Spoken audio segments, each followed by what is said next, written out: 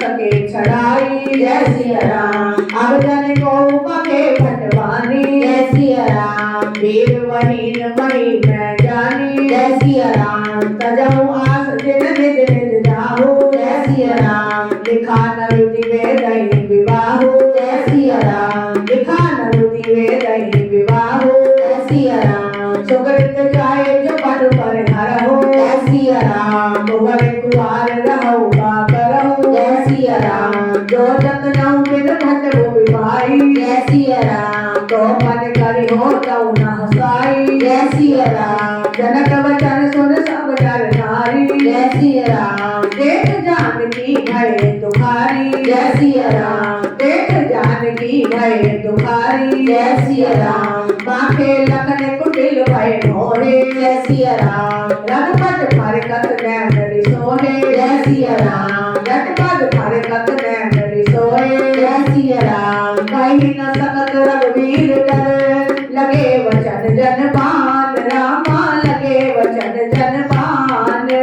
गाए राम पद कमल से। बोल गिरा प्रणाम। सियावर राम जय जय राम। मेरे भगवान जय जय राम। करो कल्याण जय राम। हाँ जी, ये श्री रामायण जी का पाठ हम सब के बीच है। श्री गुरु महाराज जी की अपार कृपा से, प्यारे महाराज जी के आशीर्वाद से ये नए साल के हमें शुभ अवसर के दिन मिले। ज्योति उत्सव के श्री रामायण जी के पाठ को सुनने के, पढ़ने के, तो सतगुरु की अपार कृपा आशीर्वाद, उनका लाख लाख शुक्राना, लाख लाख शुक्राना। और आप सभी को इस पाठ की लाख लाख बधाइयाँ। ये प्रसंग उस समय का है जब जगत जननी मां सीता ने धनुष तोड़ दिया।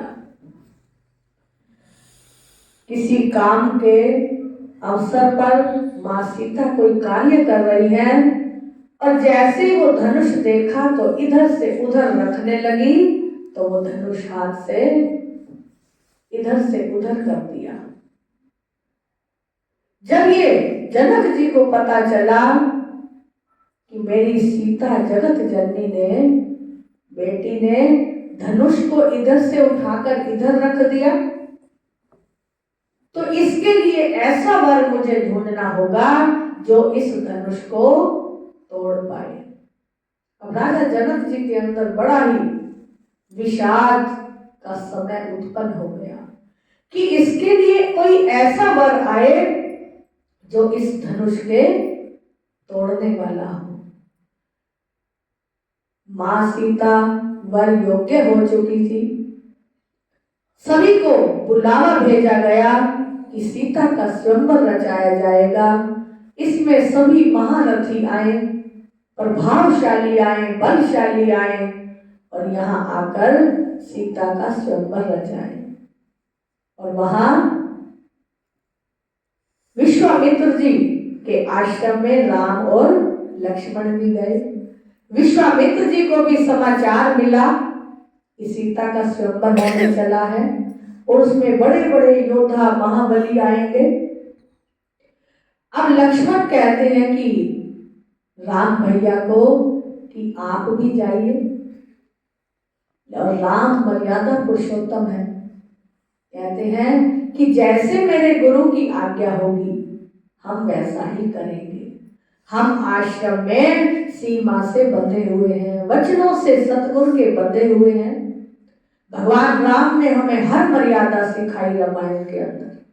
यदि हम एक एक चौपाई को, एक एक दोहे को मन से, भाव से सुनते हैं, पढ़ते हैं, तो रामायण जैसा कोई ग्रंथ नहीं दिखता। इसमें जीव को कैसे अपना आचरण करना है, कैसे गुरु की आज्ञाओं को मानना है, कैसे हमने ग्रस्त जीवन संभालना है, कैसे हमने समाज में रहना है, ये सब भगवान राम की महिमा रामचरितमानस में है। राम जी कहने लगे कि हम लक्ष्मण गुरु के आश्रम में हैं, यदि गुरु की मौज होगी तो जाएंगे, नहीं तो नहीं जाएंगे। हमने गुरु की आज्ञा का पालन करना है। और विश्वामित्र जी के मन में आता है कि मैं जनकपुरी राम और लक्ष्मण दोनों को दिखाकर आऊं, क्योंकि गुरु जानी जान होते हैं। उन्होंने सोचा कि सीता का वर क्या पता राम ही हो। प्रभु ऐसी कृपा करें कि ये बड़े ही राम और लक्ष्मण महायोद्धा हैं, धनुषधारी हैं, धनुष में निपुण हैं, तो क्यों ना सीता के वर योग्य राम ही हो। तो मैं इन्हें जरूर जनकपुरी लेकर जाऊंगा। और इधर मां सीता का जो भाव था वो सच्चा और सुच्चा था कि मेरे पिता ने स्वयंवर की तैयारी कर दी है, लेकिन हे प्रभु मुझे ऐसा वर देना कि जो मेरे जीवन में सुख देने वाला हो, जीवन में शांति को प्रदान करने वाला हो। क्योंकि मां सीता ने जो धनुष इधर से उधर रखा, तो मां सीता जगत जननी भवानी मां दुर्गा का अवतार है। उनकी शक्ति प्रबल थी, वो तोड़ भी सकती थी, लेकिन उन्होंने ऐसा नहीं किया। लेकिन जनक जी ने उनकी शक्ति को पहचान लिया। मां सीता ने जब जन्म लिया तो जनकपुरी में बड़े हर्षोल्लास हुआ। कैसे हुआ मां सीता का जन्म पता है? धरती मां ने जन्म दिया। पीछे इसकी बहुत कहानी है। तो जब जनकपुरी में अकाल आ गया, वर्षा नहीं हुई, पानी की कमी हो गई, एक एक बूंद को लोग तरसने लगे, तो आकाशवाणी हुई कि हे राजा, यदि तुम स्वयं खेतों में हल चलाओगे तो तब वर्षा होगी, इसी से जनकपुरी का कल्याण होगा। राजा जनक जी ने जब ये आकाशवाणी सुनी तो राजा का क्या कर्म होता है? प्रजा का हित करना। उन्होंने कहा प्रभु इस आकाशवाणी को मैं सत्य करूंगा, जो आपने मुझे आज्ञा दी है कि मैं खेतों में जाकर हल चलाऊं तो मैं हल अवश्य चलाऊंगा। खेतों में जाकर जनक जी ने हल चलाए। जैसे ही हल चलाए, थोड़े समय में ही धरती जैसे खोद रहे थे तो उसमें थोड़ी आवाज आई कि कुछ है। देखा तो उसमें एक कलश में मां सीता का अवतार हुआ और बड़ा ही खुश हुए जनक जी कि मुझे प्रभु ने संतान दी है, मेरे घर के अंदर कन्या आई है, मुझे सौभाग्य मिला कि मुझे इस कन्या का पाना हुआ। तो लेकर जब जनक जी जनकपुरी में मां के पास आए, मां कौन थी? सुनैना। सुनैना मां ने उन्हें गोद में ले लिया और प्रभु से प्रार्थना की कि हे प्रभु मैं आपका ये ऋण उतार नहीं पाऊंगी। जो मां की ममता बिलक रही थी, उछल रही थी, आज उस ममता को आपने पूरा कर दिया। क्योंकि जहां प्यास होती है उसे पानी दिया जाए तो वो तृप्त हो जाता है। प्यास नहीं है, पानी मिल जाए तो इतनी मन को खुशी नहीं होती। जनक जी और जानकी माता जब मिल गई, जनक जी के नाम पर मां सीता का नाम जानकी भी रखा गया। और मां ने गोद में जब लिया तो सारा ही जनकपुर हर्षोल्लास हो गया, खुशियां मनाई गई। मां सीता धीरे धीरे बड़ी हो गई और आज स्वयंवर करने चले हैं जनक जी। जब राम और लक्ष्मण भी विश्वामित्र जी के साथ जनकपुरी में पहुंचे, सब ऋषि मुनि भी थे, योद्धा थे, राजा महाराजा राजकुमार सभी आए हुए थे। सब युद्ध के तो निपुण थे, लेकिन उस धनुष को उठा भी नहीं पाए। ताकत लगा लगा कर थक गए, लेकिन कोई भी उसे उठा नहीं पाया। अब राजा जनक जी कहने लगे कि क्या विधाता तूने ये सृष्टि रची है? राजा जनक जी को बड़ा ही दुख हुआ और क्रोध भी आया कि हे प्रभु, तूने कोई सृष्टि में ऐसा नहीं मनुष्य बनाया जो सीता को वर सके।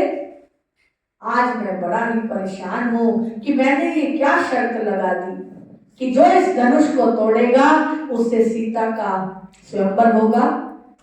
अपनी वचन पर, शर्त पर राजा जनक जी बड़े दुखी हो रहे हैं कि कोर मनोहर विजय बड़ किरत अति कमनीय, पावर निहार विरंच जन रचे उन धन दमनीय।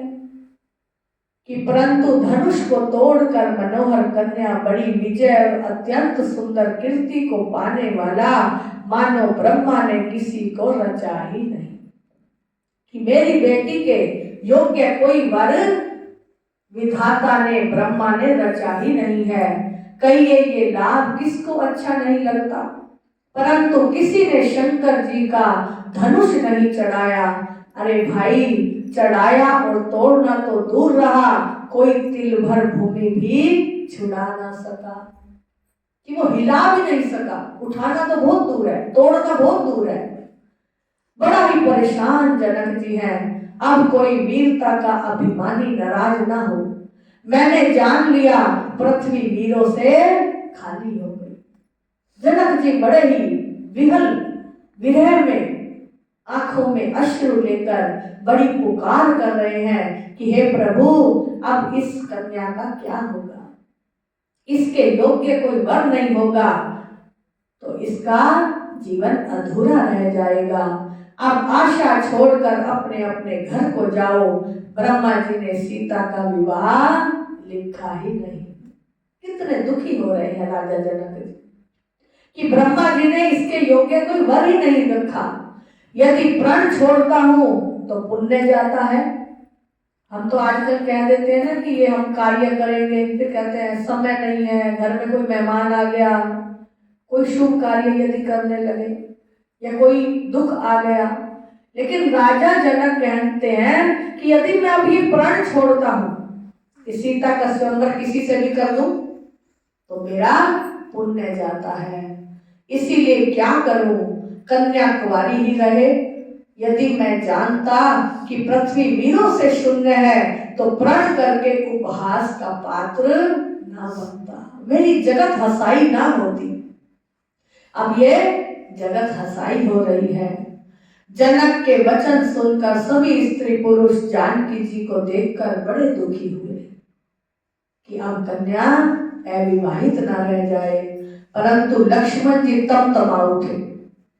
लक्ष्मण जी को क्या लगा कि वीरों से तो खाली नहीं है पृथ्वी। मेरे भ्राता राम जी जितने पराक्रमी हैं, जितने वीर हैं, ऐसा कोई दुनिया में है ही नहीं। वो तिमतिमा रहे हैं कि मेरे राम को ये कार्य करना चाहिए। और राम जी कभी अपनी प्रशंसा नहीं करते, अपना नाम, अपनी बढ़ाई नहीं करते। हम जैसा कोई होता कहता कोई नहीं तोड़ता तो मैं तोड़ देता हूं धनुष। लेकिन राम जी बड़े ही शील स्वभाव वाले, अपने गुणों को छिपा कर बैठे हैं। और एक उनके मन में कि जब तक मुझे गुरु की आज्ञा नहीं मिलती तब मैं कोई कार्य नहीं कर सकता। क्योंकि हमारे प्यारे महाराज जी कहते हैं कि जो गुरु का इशारा समझ जाता है, गुरु की आज्ञा को समझ जाता है, वो कभी जीवन में मार नहीं खाता। आते तो हम सब हैं शरण में, लेकिन गुरु के इशारे को कोई कोई समझ पाता है, गुरु की महिमा को कोई कोई कर पाता है। तो राम भगवान जी भी सब गुण संपन्न है, तो वो लक्ष्मण को शांत करते हैं कि ज्यादा अपना दिखावा मत करो। उनकी भौहें टेढ़ी हो गई। राम ने ऐसे टेढ़ी भौहें करी कि रुक जाओ। होठ फरकने लगे और नेत्र क्रोध से लाल हो गए। किसके? लक्ष्मण जी के। कि ये प्रभु अपनी महिमा क्यों नहीं कर रहे? जब ये कर सकते हैं ऐसा कार्य तो क्यों नहीं कर रहे?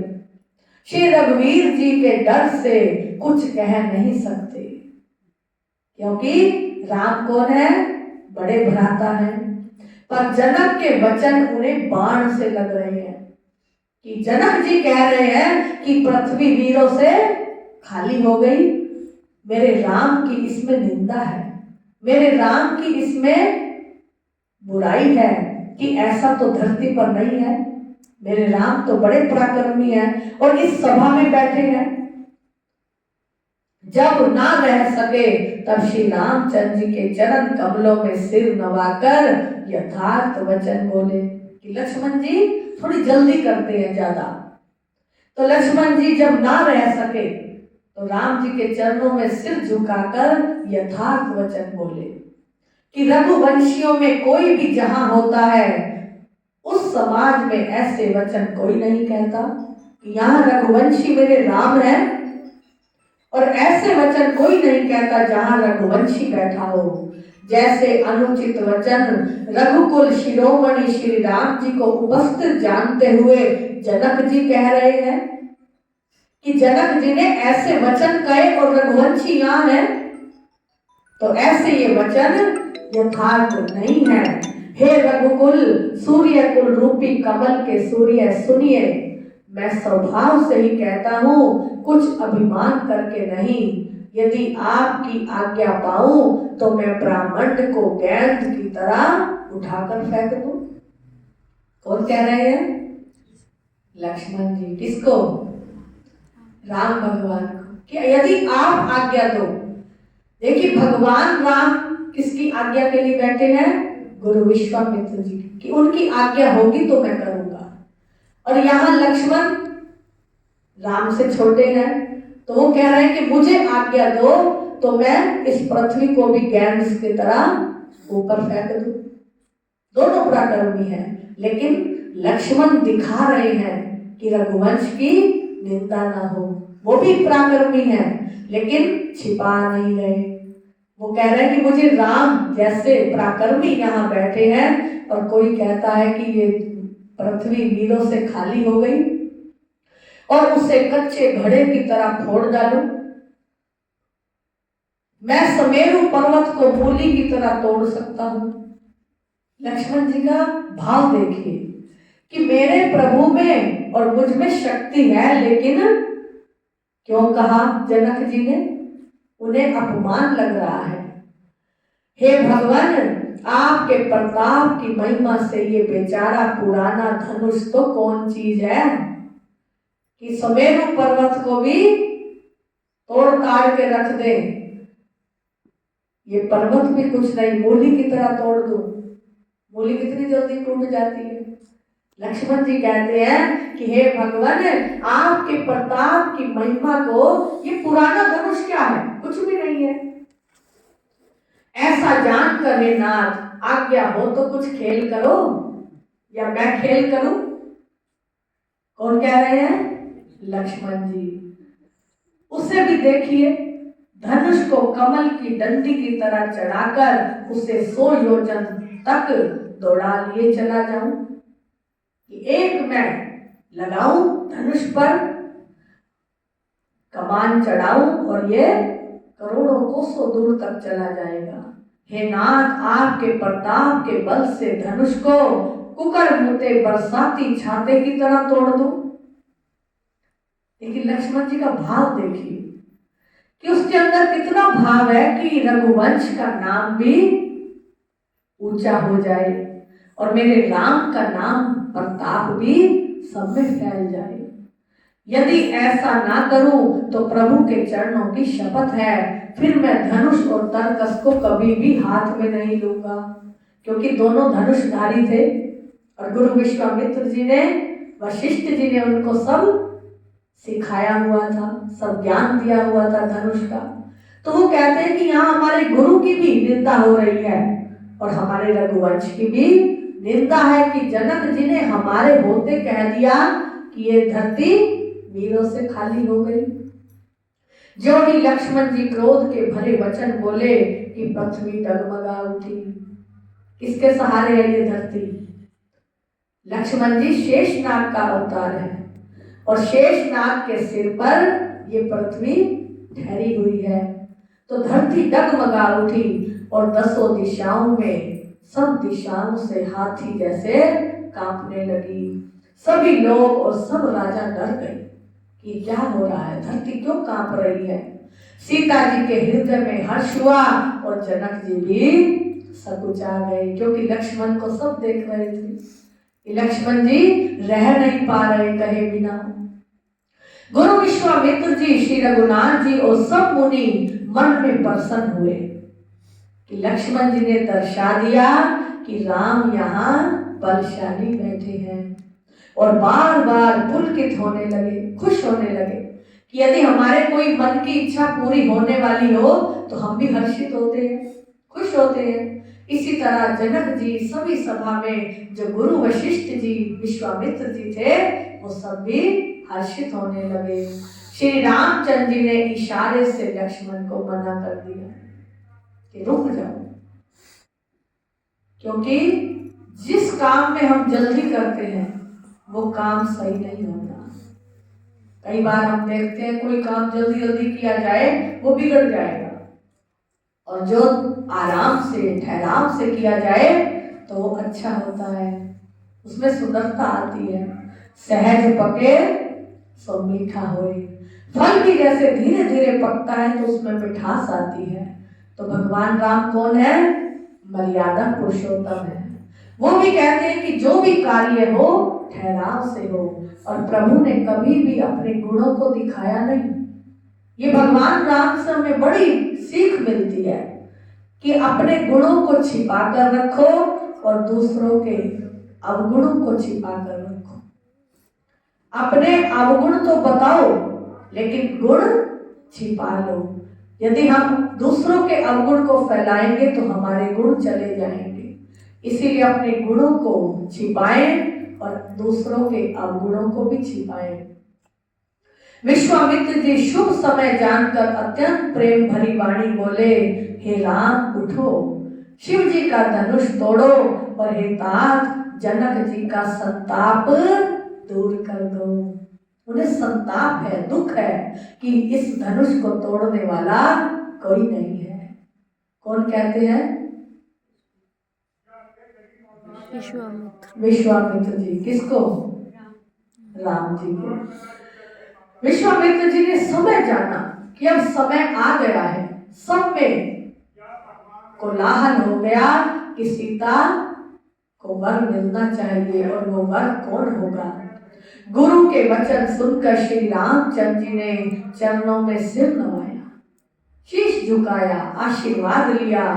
उनके मन में हर्ष हुआ ना विषाद हुआ। खुश नहीं हुए।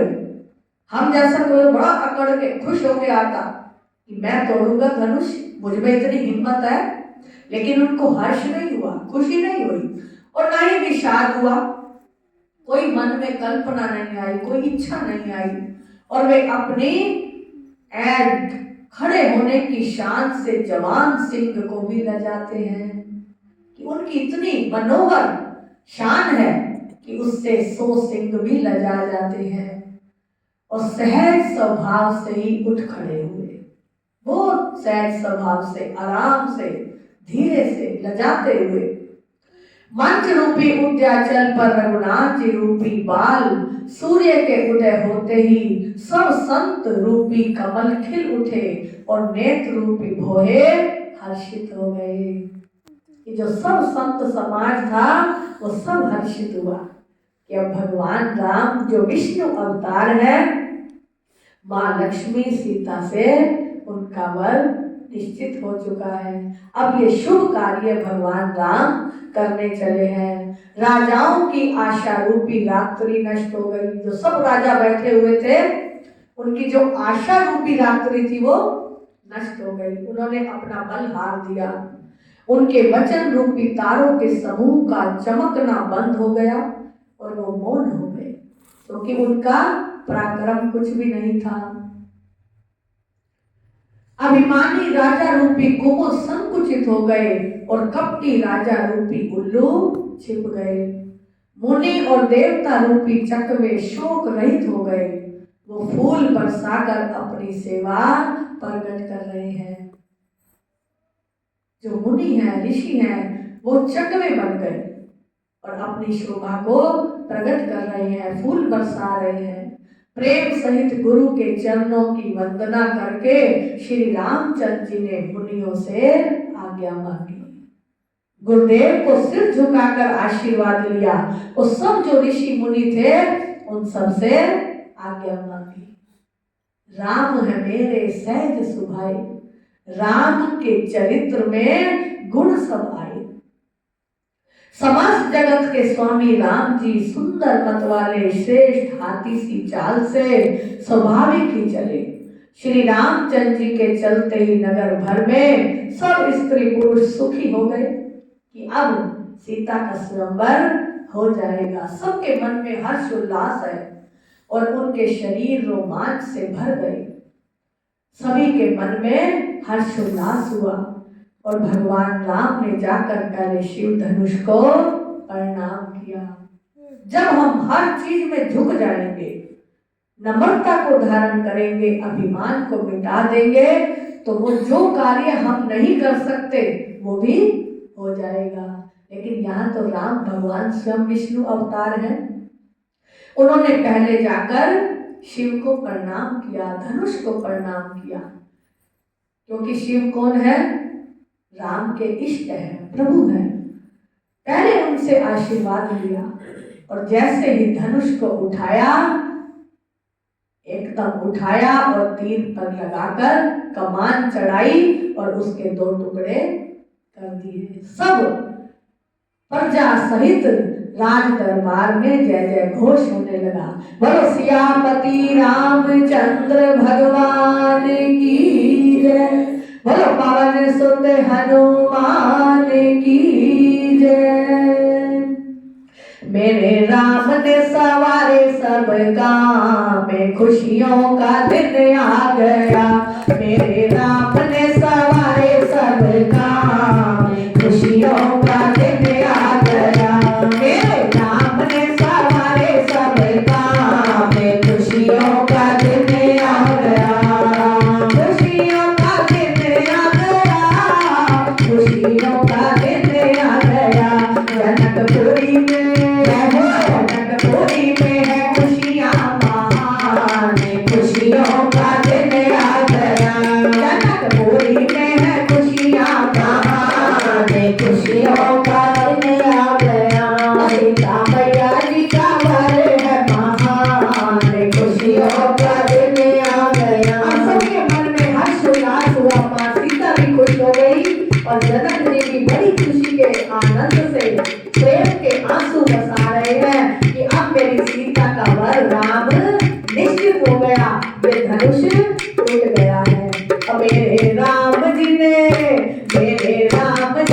किया है महान, खुशियों का दिन आ गया। मेरे राम जी ने किया शुभ काम, खुशियों का दिन आ गया। माँ सीता की खुशी है अपार जी, माँ सीता की खुशी है अपार जी। जनकपुरी में आई है बहार जी, जनकपुरी में आई है बहार जी। जनक जी होए खुशहाल, खुशियों का दिन आ गया। मेरे राम जी ने किया शुभ काम, खुशियों का दिन आ गया। मेरे राम जी ने किया शुभ काम, खुशियों का दिन आ गया। बोलो सियापति रामचंद्र भगवान की। सभी को धनुष तोड़ने की राम जी के लाख लाख बधाइयाँ, लाख लाख बधाइयाँ। संत चित्त आनंद को मेरी है प्रणाम।